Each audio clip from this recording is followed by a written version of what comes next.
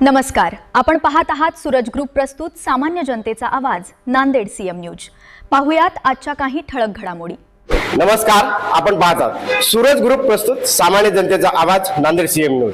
आज आपण नांदेड परिसरातील श्री अंबाजी मंदिर गुजराती हिंदू समाज ट्रस्ट नांदेड या ठिकाणी आहोत आणि या ठिकाणी आपण सकाळी या ठिकाणी महाआरती असेल, त्यानंतर अनेक या ठिकाणी जे कार्यक्रम आहेत ते होतात। मला तर वाटतं या ठिकाणी असं वाटलं होतं की हिंदू समाजातील जर समजा रूढी परंपरा जर पाहायची असतील तर या ठिकाणी श्री अंबाजी मंदिर गुजराती हिंदू समाज ट्रस्ट नांदेड या ठिकाणी यावं व सकाळीपासून या ठिकाणी काय काय कार्यक्रम होतात हे या ठिकाणी पाहूया। या ठिकाणी या मंदिराचे महंत आहेत, आपण त्यांच्याशी चर्चा करू। काय सांगणार माहिती? जय माता दी। श्री अंबाजी माता मंदिरामध्ये दररोज भक्तजन येतात। सकाळी पूजा पाठ तथा आरती होती आणि दररोज अन्नदान होते। नवरात्रीमध्ये सगळ्यात जास्त भाविक भक्त इथं आपल्या अंबाजी माता मंदिरामध्ये असतात आणि दररोज सत्संग होते, कीर्तन होते। दररोज 1 तास अनेक इकडे म्हणजे एरियामधून येतात। कोणी शगुन सिटी, कोणी मालेगाव रोड, कोणी सिडको हडको, गोकुळनगर, अनेक प्रकारचे असे वेगवेगळ्या स्थानातून आपल्या अंबाजी माता मंदिरामध्ये येतात आणि दररोज आरती भजन कीर्तन होत असते। इतर जी आपली ही न्यूज ऐकत त्याला काय संदेश द्याल की जे हिंदू धर्म आपण जागृत करायला पाहिजे? कसं आहे, दररोज मंदिरामध्ये जायला पाहिजे। हे आपलं केंद्रस्थान आहे। मंदिर हे जागृत आहे। अंबाजी माता मंदिर हे देवीचं साक्षात्कार सगळ्यांना प्राप्त झालेला आहे आणि सगळ्यांनी यावं, मंदिरामध्ये दर्शन करावं आणि मंदिरामध्ये सत्संग कीर्तन हे झालंच पाहिजे आणि सगळ्यांनी यावं, मंदिरामध्ये एकदा येऊन आरती बघावं, दर्शन करा आणि ह्या कीर्तनमध्ये सत्संगमध्ये येऊन बसा, तुम्हाला सगळ्यांना आनंद येईल। एक काळ असा होता की आरती असेल, हनुमान चालीसा असेल, त्यानंतर सर्व पाठण जे आहे ते सकाळी उठल्याच्या नंतर दिवस निघण्याच्या अगोदर पासून ते 8-9 वाजेपर्यंत चालत होता आणि त्यानंतर कामाला लागत होते। तर या ठिकाणी आजच्या रूढी परंपरेमध्ये म्हणजे शिक्षण, त्यानंतर शिक्षण झाल्यानंतर आपला जॉब आणि आपलं कर्तव्य एवढंच करत आहेत, परंतु या ठिकाणी देवाकडे बरेच जणांचे या ठिकाणी दुर्लक्ष होत आहे। यावर काय सांगतो? सगळ्यांनी लक्ष दिलं पाहिजे, कारण की देवम हुत्वा देवम यजेत, भगवंताचं पूजन केलं तरच आपली संस्कृती राहील आणि देवांचं कीर्तन हे सध्याला जी युवा पिढी आहे त्यांच्यासाठी एकदम म्हणजे पूजापाठ, देवीचं कर्म कसं करावं, देवत्व काय आहे हे माहिती पाहिजे। ह्याच्यासाठी मंदिरामध्ये जाण्यानंतर ते संस्कार त्यांना येतील। या ठिकाणी आपल्या सोबत उद्योजक नंदू शेठ आपल्या सोबत आहेत, आपण त्यांच्याशी देखील चर्चा करू। काय वाटते आपल्या या मंदिरामध्ये? सकाळी मंदिरमध्ये आल्यानंतर दिवसभर मन आपलं आनंदी राहतो आणि पॉझिटिव्ह एनर्जी मध्ये दिवसभर चालत राहतो। आपल्यामध्ये दुर्गुण जे आहेत ते नितळ होऊन जाते। इथं आपण कधीपासून येत आहे? 8-10 वर्ष आले मला। तर 8-10 वर्षापासून आपण येता, तर हे जे तरुण आहेत जे आपल्या पिढीचे असतील किंवा आपल्या खालोखाल असतील त्यांना काय संदेश द्यावा? सर्वांना आलं पाहिजे मंदिरमध्ये। इथं आल्यानंतर काय काय फायदे होतात आपल्या घरामध्ये, कधी भांडा वाजत नाही, हे सगळ्यात चांगलं आहे आणि आपल्या व्यवसायामध्ये पण खूप प्रगती होती। देवी जो आल्यानंतर देवीचं कर्तव्य होऊन जाते की आपल्याला लेकराला सांभाळायचं। एक आपले पूर्वज होते की जे सकाळी उठल्याच्या नंतर जसाही सूर्योदय होतो त्याच्या अगोदर पासून ते मंदिरामध्ये यायचे, दर्शन घ्यायचे, जे काही पठण असेल, जे ते पूजा असेल ते करायचे। परंतु आज सुशिक्षित भारत झालेला आहे। एक 50 वर्षाखाली आपला भारत हा थोडा अनपढ होता, परंतु आज सुशिक्षित झालेला आहे। साक्षरता अभियान असेल, तर अभियान असेल, शासनाने अनेक अभियान राबवल्यानंतर या ठिकाणी वयस्कर देखील या ठिकाणी सुशिक्षित झाले। तरी पण आज आपला समाज हा देवापासून दूर जाते, याबद्दल काय सांगा? नाही, देवापासून दूर जात नाहीत, मला नाही वाटत असं जातात म्हणून, पण थोडं मंदिरमध्ये येणं कमी झालेलं आहे, हे एवढं मान्य करावं लागेल आपल्याला। पण आता परत जागृत झालं, हिंदू सर्व एक झालेले आहेत आता।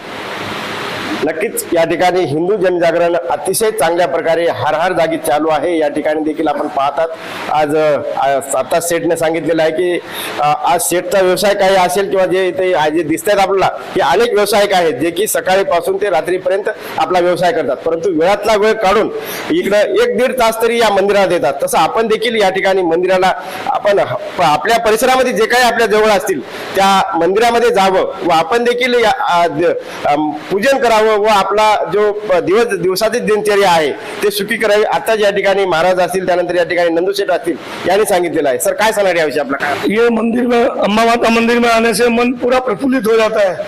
यहाँ का वातावरण इतना सुंदर है, सवेरे माताएं बहनें भी यहाँ ज्यादा तादाद में आते हैं सब एक, और रोज आरती, भव्य आरती और भजन कीर्तन 2 घंटे तक मन पूरा प्रफुल्ल, पूरा दिन एकदम से फुल पॉजिटिव में जाता है। और यहाँ आने के बाद सभी लोग, अन्नदान भी सबसे ज्यादा ये मंदिर में होता है, और साल के जितने भी त्योहार आते हैं, रामनवमी, जन्माष्टमी, महाशिवरात्रि, बहुत ही धूमधाम से मनाते हैं। जब से करण महाराज यहाँ पे आए, ये मंदिर की और भी काया पलट हो गई और सब भक्तजन जुड़े हैं, रोज कीर्तन होते हैं। नंदू भैया का यहाँ बहुत सहयोग है और सभी लोग तन मन धन से यहाँ सेवा कार्य देते हैं। तय मेरा कहना, जो अभी तरुण है उनको क्या कहना चाहिए? ये बोलना है कि देखो, आज के युग में यहाँ आने से मन पूरा प्रफुल्लित रहता है, मन शांत रहता है, दिमाग पूरा शांत रहता है, बीमारी नहीं लगती, गौ सेवा को लगते हैं, धर्म काम में लगते हैं, और घर में भी सुख शांति से रहते हैं लोग। यहाँ आने से पूरा पॉजिटिव वातावरण रहता है। काय सांगणार आपण? जय माता दी। मैं इस मंदिर से 1997 से जुड़ा हूँ, और सबसे पहले इस सभी ट्रस्टी को मैं आभारी मानना चाहता हूँ जिन्होंने ये मंदिर निर्माण किया। ज्ञानदेवे रचला पाया, उभारिले देवालया, आणि या देवालयामुळं आम्हा सर्व भक्तांना त्याचा आनंद आज घेता येते आहे। विशेष म्हणजे भजन है ईश्वर की शक्ति, भजन है ईश्वर की शक्ति, हर स्वर में बसे है राम, रागी जो सुनाए राग, रोगी को मिले आराम। जो रोगी है, पीड़ित है, उनको अगर सही आनंद चाहिए तो मंदिर में आइए। और सबसे यहाँ का विशेष बात यह है कि सुबह माता जी की स्तुति होती है, बाद में माता जी का आरती होता है, और इसके बाद विशेष बात यह है कि माता जी का जो भोग का भजन है, जिनको माता जी के सही में दर्शन करने हैं तो भोग के भजन में आइए, अवश्य वो भोग के भजन में देखिए। इस लोक से परलोक तक पहुंचाने वाला वो भजन आप एक बार ध्यान से सुनिएगा।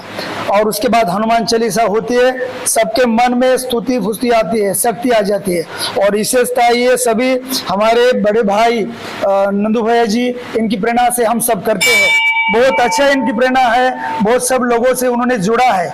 यहाँ तक मुझे भी, मैं भटका हुआ आदमी, मैं मामूली से इंसान हूँ, ऑटो चलाने वाला हूँ, लेकिन मेरे मन में भी, मेरे मन अंदर का भगवान जागृत कर दिए। इसलिए मैं सभी ट्रस्टी वालों का, पुजारी जी का, नंदू भैया का, सभी मेरे साथियों का सभी आभारी हूँ। यहाँ के मुख्य पुजारी पहले जो थे, उन्होंने 35 साल सेवा, कांतिलाल जी भट्ट जी, उनकी भी मैं विशेष आभार मानना चाहता हूँ कि उनकी वजह से मैं यहाँ हूँ। 1997 से जुड़ा के बाद मैं इतना ही कहना चाहूंगा, इस 25 वर्ष में सिर्फ आनंद आनंद आनंद ही है, और इससे आनंद कहीं भी नहीं मिलेगा आपको, स्वर्ग भी नहीं मिलेगा जो आनंद इस माता जी के मंदिर में है। जिनको अनुभूति करना है, एक बार आके माता जी के चरणों में आके देखे और जानिए, परखिए, बाकी कुछ नहीं कहना, सिर्फ आनंद जीवन में अगर चाहिए तो माता जी के मंदिर में। यहाँ पर हमारे सबसे परम देवता गणेश जी भगवान है, जो सबकी तरफ नजर देखते हैं। इनके यहाँ से ही चरणों में हम यहाँ से प्रसाद लेके हैं और हनुमान जी महाराज के चरणों में रख देते हैं। जय माता दी। नक्कीच या ठिकाणी आपण पाहिलात, या ठिकाणी जे भाविक आहेत, भक्त आहेत, ते आपण या सकाळपासून या ठिकाणी रांगा लावतात। या ठिकाणी हनुमान चालीसा असेल, जे भक्तिगीत असेल या ठिकाणी होतात। या ठिकाणी सर्व तन मन धन या ठिकाणी लावून या ठिकाणी भक्त येतात आणि या महाआरतीचा या ठिकाणी आनंद घेतात। जय माता दी। मी जिल्हा परिषद शिक्षक आहे मनोज मुदिराज। मी इथं जास्त नाही 2 वर्षापासून येतो, परंतु मला असं अनुभव आलं की माणसामध्ये सकारात्मक दृष्टिकोन आलं की आपोआप नकारात्मक दृष्टिकोने निघून जातात। जर माणसाला आता 1760 बिमारी झालेले, शुगर, बीपी, ब्लॉकेज वगैरे, हे सगळे नाहीसे होतात आणि दिवसभर असं स्फूर्ती येते। बलबुद्धी देऊ मोही हरवू कलेश विकार, आपले सगळे विकार हरून घेते हनुमानजी, गणपती महाराज, माता राणी। आणि आपल्या जीवनामध्ये जगावं कसं हे इथं प्रेरणा मिळते। आणि आपली जी बुद्धीमध्ये जे जाम झालेले, बंद झालेले दरवाजे ते उघडून जातात आणि जीवन कसं जगावं हे इथं प्रेरणा मिळते। आणि इथून माणसाला खरंच त्याला स्फूर्ती जीवनामध्ये मिळते। मी असंच म्हणतो की प्रत्येकाने स्फूर्ती ठेवावी आणि जीवनात कसे जगावे हे इथून शिकावे। आणि बाहेर गेल्यावर इथला माणूस 100 माणसाला ही प्रेरणा देणार आहे आणि हे कधीही माणूस विसरत नाही। आणि इथं कोणी या जा असं कोणी म्हणत नाही, स्वतःहून भक्त स्वयंपूर्तीने येतात आणि आपली सेवा करून आशीर्वाद घेऊन जातात। आमचे महंत पुजारीजी महाराज, करण महाराज, आमचे मोठे भाऊ नंदू सेठ, नागेश भैया, देवदास भैया, असे योगेश भैया, आमचे सहकारी आहेत जे की एकमेकाला असं सहकार्य करतात की जीवनामध्ये कसं मिळून मिसळून राहावं हे इथं शिकायला मिळतं। या ठिकाणी आता सांगितल्याप्रमाणे आपण कितीही धनसंपत्ती कमवली किंवा कितीही आपण प्रॉपर्टी कमवली किंवा आपण कुठेही सृष्टीवर असाल तर आपण देवाला नाही विसरायला पाहिजे. जेव्हा डॉक्टर देखील आपण हॉस्पिटलमध्ये जातो तेव्हा कोणतीही आपली शस्त्रक्रिया होत असेल तर डॉक्टर पहिल्यांदा सांगतो या ठिकाणी आम्ही शस्त्रक्रिया करत आहोत, आपण मंदिरामध्ये बसा दर्शनाला. आणि त्या ठिकाणी जे त्यांच्या सोबतचे जे पेशंटच्या सोबतचे नातेवाईक ते दर्शनाला बसतात तेव्हा कळतं की या ठिकाणी देव काय आहे. आणि डॉक्टर देखील सांगतो की देव हे करा. या ठिकाणी नक्कीच आता सांगितला अतिशय चांगला संदेश आहे जे की आपण सर्वांनी अनुसरायला पाहिजे. या ठिकाणी CM न्यूज साठी संजय कुमारजी गायकवाड. धन्यवाद.